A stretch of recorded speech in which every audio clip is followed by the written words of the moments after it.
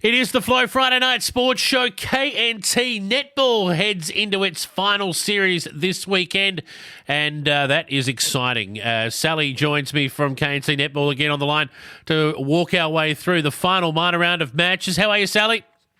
I'm very well, and finals is here. We're all excited. We are. It's an exciting time of year. Last few days of winter, the sun's starting to come out. Feels like spring. It does. We had this weather over the weekend. I reckon we're very, very pressed, and it's going to be great. Except we are playing in a stadium on Saturday, so that's okay as well. Well, probably the best week to do it because the weather can only get better from here. Exactly. Speaking of Keith, let's have a look at their match from last week, last minor round of matches. So Keith had a high-scoring win against Pathway, 67-53. Interesting scoreline, that one. It was. I think it was really good. I could play it at Pathway, and for Pathway to get 53 goals and lose, I think that's just incredible to finish their season on a great high. So it was really good to Keith have a win. And I know also Keith blooded up some young juniors that had their first A-grade game. So that's great to see at a club like Keith that, has been stalwarts for a long time in our competition, and they've got some news coming up. So that's great to see. It is. And just bear in mind, folks, listening in, that's top versus bottom, that game. And there was only 14 goals in it. The bottom side scored 53 goals against the top side. That tells you all you need to know about how well this comp's going. Oh, I think fantastic. And obviously, so they didn't have a win all season, but to finish on that's almost a win for them. Yeah, very much so. Other results, we saw Border Districts have a win over Kaibi. That was 38-29. And so Borders finishing in the top two, they'll get the double chance. But for Kaibi Bowline, a season which maybe promised finals at times, it wasn't to be for them. That's exactly right. If they actually had won this game, they almost had that chance to get there, but probably wouldn't have done a percentage. But they were one goal up at half time, so they really put up the Border Districts last week. But I know they had a bit of a change up in their lineup, which was good that they've got a bit of consistency in that. But so Kaibi just going down to Borders, and Borders are looking strong for finals. They are.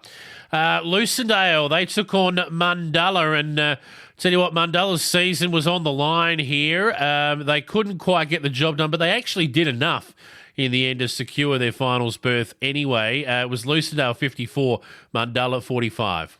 Yeah, great game here by Lucindale, and obviously Mundulla needed this win to go well into finals. But, only just going down to Lucindale, and of course, as we previously seen, they're playing again this weekend. So it'll be a bit of a tester for what will come. Indeed. Now, Naracoorte couldn't make the finals anyway. Match ratio wasn't going to go their way, but they finished their season on a high to be the best side, not playing finals. They beat Bordertown 48-40, and what a great final round of matches it was. That's a great result for the Bordertown girls as well as the Naracoorte girls. Absolutely. I think it's just great to see. Obviously, Naracoorte and Bordertown weren't playing for any finals, or they were just playing for the last round of the year. So to have a 48-40 game was a fantastic effort. Close at quarter time, and then Naracoorte had a good break at half time. But, close second half to 8 goals, and, fantastic to see Naracoorte finish with a win. All right, so the final ladder looks like this. Keith on top of the ladder, so they'll have the week off. Border Districts second, Penola third, Lucindale fourth, Mundulla fifth. So those teams second through fifth will be in action this week. Sally, is that how it works? That's correct. Yep, on Saturday we will see Border Districts playing Penola in the qualifying final at Keith, and Lucindale playing Mundulla in the elimination final at Mundulla on Sunday. Okay, well, let's have a look at these games. Border Districts have had their issues, particularly in terms of being able to cross the border, some of their players, but and that's going to continue this week. But they'll take on Penola at Keith indoors. Does that suit either of these two teams? Oh, it's really hard to know. I have actually spoken to some clubs over the years that don't like playing indoors at all. So, I think it'll be a quick game, something they're probably not used to, but I think these two teams have just been quality all year, and I think they'll play a great game. And, obviously Border Districts had a few issues getting over the board this year, but I'm pretty sure that all of their players for the A-grade will be able to make it. So we'll probably hopefully see the teams at full strength, and I reckon it'll be a rip-roaring game, this one, and I'm actually just going to tip Penola in a close one because I think they finish off the season really well. Yeah, Border Districts only lost the one game all year. Penola only lost the 2 games all year. Not much between these two. They finished tied on points.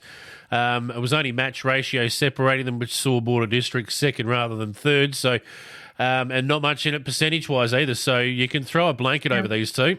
Absolutely. It's just going to be the best team on the day, and I just think anyone can win it. And I think whoever wins obviously takes on Keith next week. But I think our top three is looking really good. Yep.